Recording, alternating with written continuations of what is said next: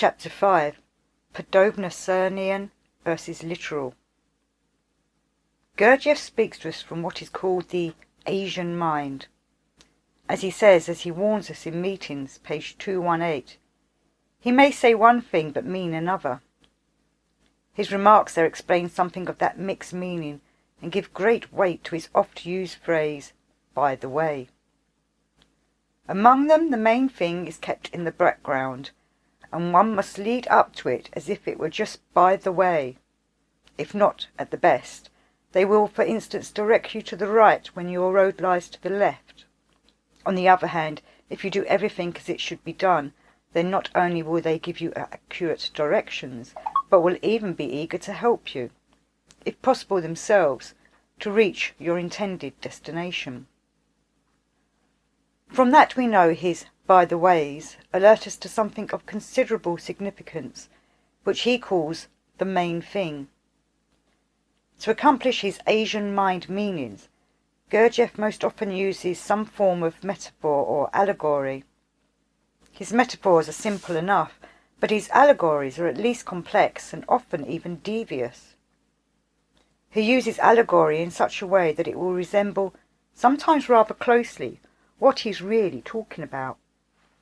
In other words, in his use of allegory, almost nothing is as it seems, but is only similar to his true subject. However, it may also contain, literally, some parts of his detailed explanations. Allegory in general is easy to spot. The fables of Aesop are obviously not about the animals in his stories, and the parables of Jesus are fairly conspicuous.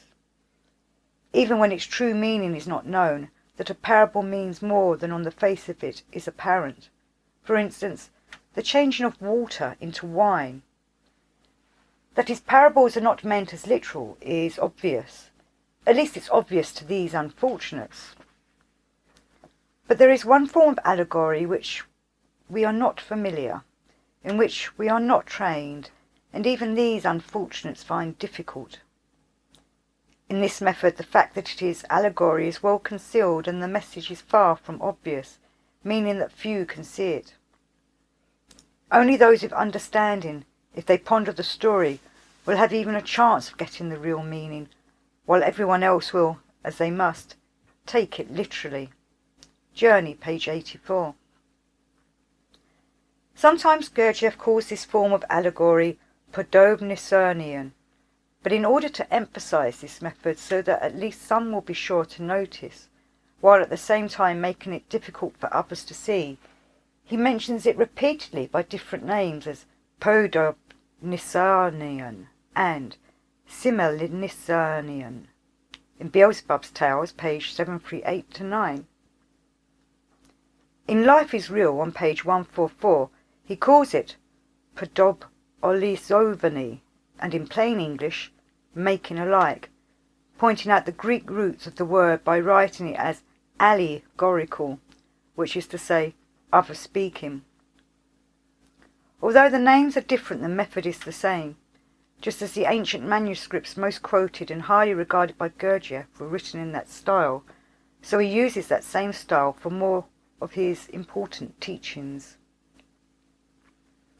This purer form of allegory is scarcely found these days in Western societies, but in ancient times it was a common method of describing complex new things, and was used by mature humans of normal mentation.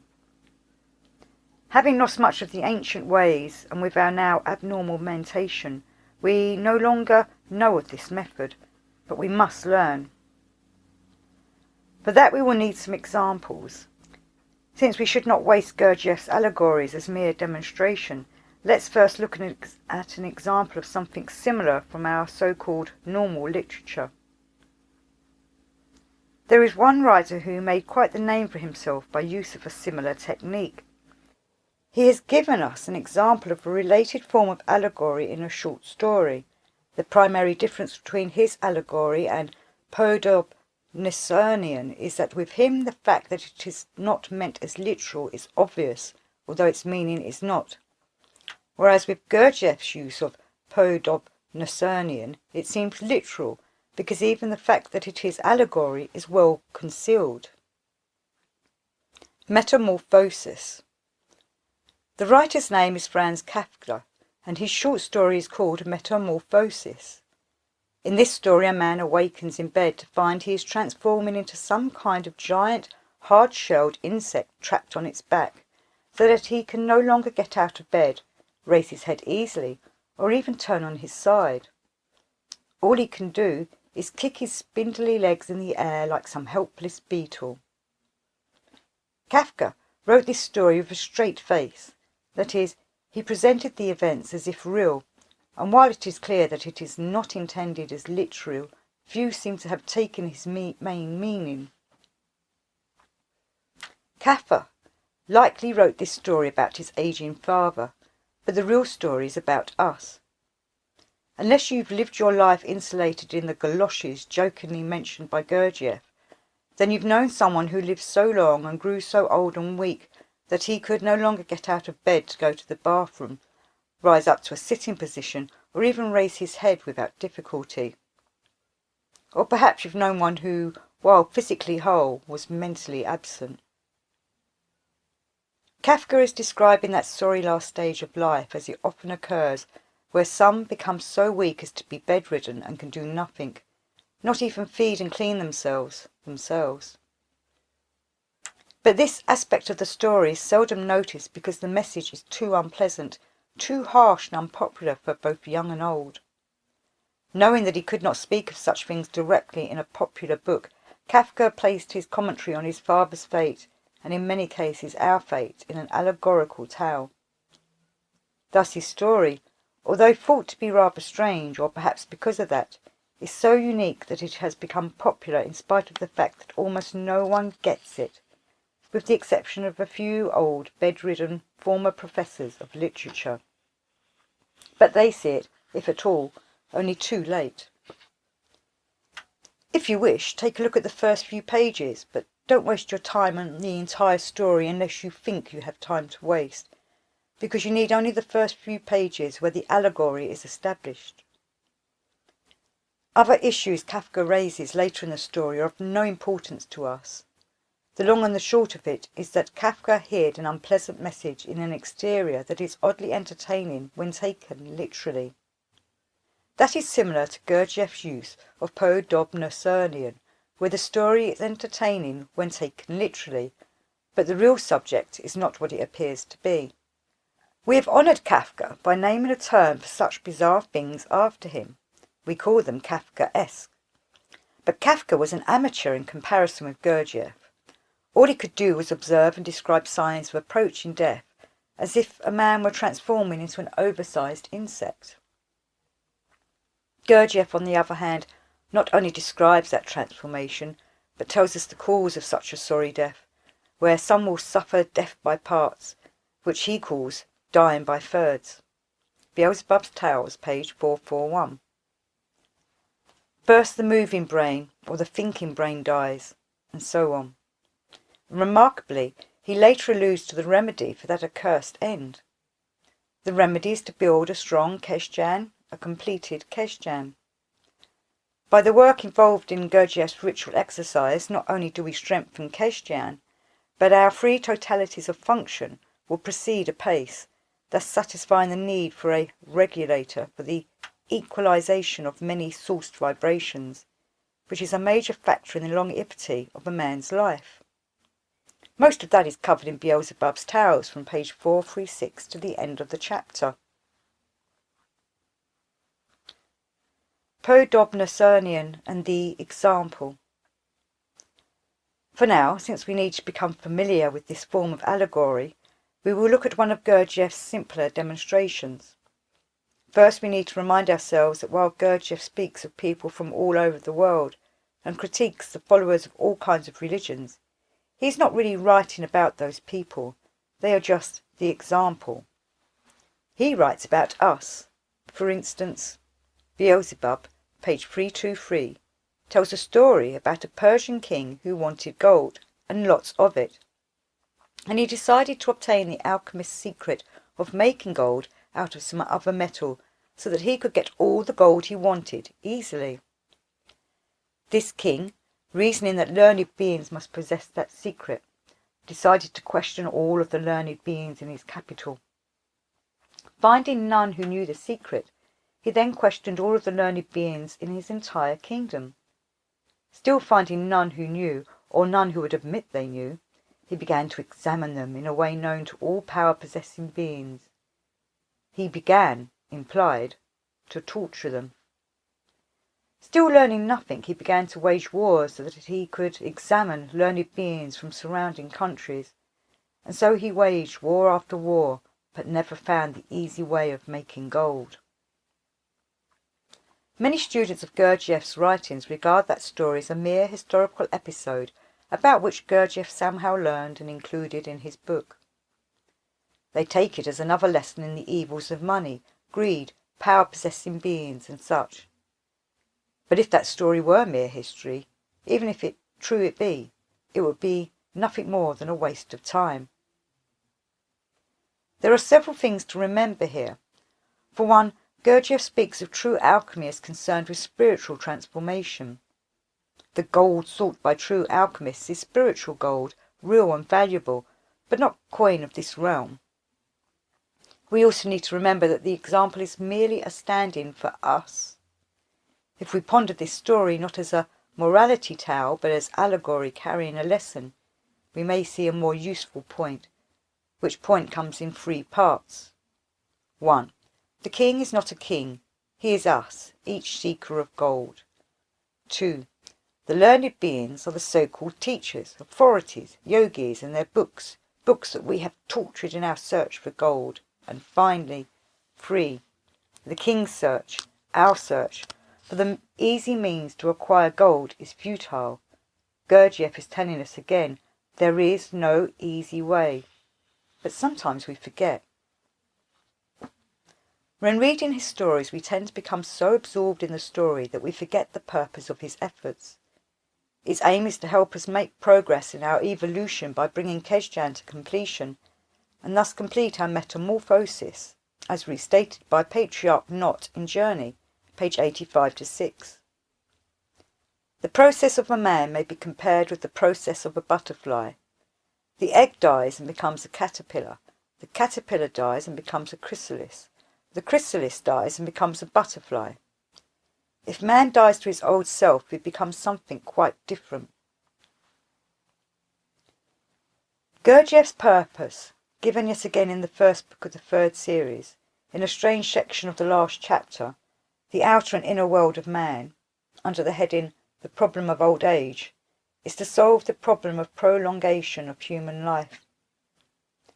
By human life, in my opinion, he is concerned with the physical body and our second and higher bodies. Therefore he is concerned with the continuation of our being and consciousness, which continuation he calls imperishable being. From Beelzebub's Tales, page 1227. Although the real man who has already acquired his own eye, and also the man in quotation marks who has not, are equally slaves of the said greatness, yet the difference between them, as I have already said, consists in this, that since the attitude of the former to his slavery is conscious, he acquires the possibility, simultaneously with serving the all-universal actualizing, of applying a part of his manifestations according to the providence of great nature for the purpose of acquiring for himself imperishable being, whereas the latter, not cognizing his slavery, serves during the flow of the entire process of his existence exclusively only as a thing, which when no longer needed disappears forever. Since the only consciousnesses that can survive death are those of Kesjan and higher bodies, and the only imperishable consciousness is that of highest body, the solution to the prolongation of human life is the development and maturation, or as Gurdjieff says, the completion of the higher bodies. The completion of Kesjan is to be accomplished in this life. How to manage that is what lies behind all of his instruction. The work required to achieve imperishable being will be long and difficult, as Gurdjieff says. It requires super efforts, and there is no easy way. That we must face this long, hard struggle is not our fault. It is not something that we deserve due to our sins and evil ways. But while our sorry situation is not caused by our evil ways, it is perpetuated by them. As far as being in this sorry situation in the first place, it is the same for all and is simply the result of the place in the larger world in which we currently happen to reside. We are on the earth and we depend entirely upon the laws that are operating on the earth. The earth is a very bad place from the cosmic point of view. It is like the most remote part of northern Siberia, very far from everywhere. It is cold. Life is very hard. Everything that in another place either comes by itself or is easily obtained is here acquired only by hard labour. Everything must be fought for both in life and in the work. In life it still happens sometimes that a man gets a legacy and afterwards lives without doing anything. But such a thing does not happen in the work. All are equal and all are equally beggars. Fragments, page 101. As beggars we cannot significantly change ourselves. Not only does Gurdjieff tell us that, but by our own experience we should have by now personally verified as much. But work given by Gurdjieff can bring about real change, if we actually do that work. It is like in the New and Old Testament stories, where the master gives something of value to a servant. If the servant uses what is given and makes a profit for the master, the servant also makes a profit for himself and will be given more. If you do what you've learned, you will become more and be given more. So from one beggar to another, sense the whole of yourself as you read our fourth way books in the manners advised. Now, and keeping all of the above in mind, in our next chapter we will apply what we have heard of the Podobnursian method, and see what we can find of the detailed explanations Gurdjieff conveys. Remember what was said about the difference between normal allegory and Gurdjieff's Podobnursian. In Kafka's story as well as in Aesop's fables, it is obvious that the stories are allegorical, because it is impossible to transform into a large insect, and animals do not sit around holding complex, literate conversations. The absurdity, extreme hyperbole of the premise in those two cases is enough to let us know they are not literally intended, and so we immediately look for some other meaning. However, and this is what is called the kicker. When the premise of an allegorical story is not absurd or far-fetched, when it is about something that is or seems real and believable, we have difficulties. When the subject of the story sounds right and makes good sense, we tend to leave it at that without feeling the need of looking for an alternative meaning. As demonstration, let's make use a poem, Birches by Robert Frost. In this poem he describes a boy who would climb to the top of young birch trees and then ride them over to the ground. A boy whose only play was what he found himself, summer or winter, and could play alone. One by one he subdued his father's trees by riding them down over and over again until he took the stiffness out of them. And not one but hung limp, not one was left for him to conquer. He learned all there was to learn about not launching out too soon, and so not carrying the tree away clear to the ground. He always kept his poise to the top branches, climbing carefully with the same pains you use to fill a cup up to the brim, and even above the brim. Then he flung outward, feet first, with a swish, kicking his way down through the air to the ground. So was I once myself a swinger of birches. If Frost had left it at that, the poem would have been taken as literal, because there have been such boys and such birches. Both Frost and this writer have ridden birches, although in my case often almost only to the ground. Too often I was left hanging up in the air, hardly the conquering hero, and had to drop rather ingloriously the rest of the way down. But even that was part of the thrill. The point is, Frost is describing something real, something that has happened and will continue to happen as long as there are young boys and young birches. But he lets us know this poem is not literally intended by early remarks about the real culprit in the bowing of the birches. Not the boy, but ice storms. Only ice storms can bow the trees permanently. He lets us know it is not literally intended again at the end of the poem by telling us what he really means. I'd like to get away from earth a while and then come back to it and begin over. May no fate wilfully misunderstand me and half grant what I wish and snatch me away not to return. Earth's the right place for love. I don't know where it's likely to go better. I'd like to go by climbing a birch tree and climb black branches up a snow-white trunk toward heaven, till the tree could bear no more but dipped its top and set me down again. That would be good both going and coming back. One could do worse than be a swinger of birches. That is a very nice sentiment for those who know nothing of the unpleasantries of recurrence as described by Socrates, by the Buddha, Beelzebub, Tibetan Book of the Dead, the Old Testament, and so on. Now this is my point. If a similar story about riding birches were to be written by Gurdjieff, he would give the first excerpt and leave it there. There would be nothing about ice storms in the beginning, and nothing about his philosophical intent at the end. Gurdjieff presents it as literal, and most of even these unfortunates would take it as literal. But somewhere, in the course of his stories, Gurdjieff gives us a chance to see, if we are alert to the ways of the Asian mind, that it is not meant as literal by including a logical inconsistency or two. The mere presence of a logical anomaly tells us to be aware, tells us that Gurdjieff is not speaking literally. He and the fourth way require a certain amount of scepticism.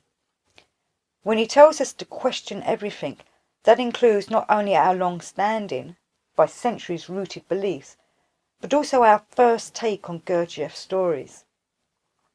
Therefore, when such a story comes from Gurdjieff, the master of ambiguity, we should regard the initial apparent meaning of that story with great suspicion, because the real meaning of his stories will not be found just lying about on the surface. In other words, anything easily found, anything obvious, is probably something else. It is not what it seems to be. We should be constantly aware that when we are reading a story by Gurdjieff, we are reading the words of the cleverest being we have ever encountered. You never know in what remark he might hide a pearl. Gurdjieff gives more, much more than anyone else, but he also requires a great deal more on our part. Now let's see whether we can apply what we have discussed.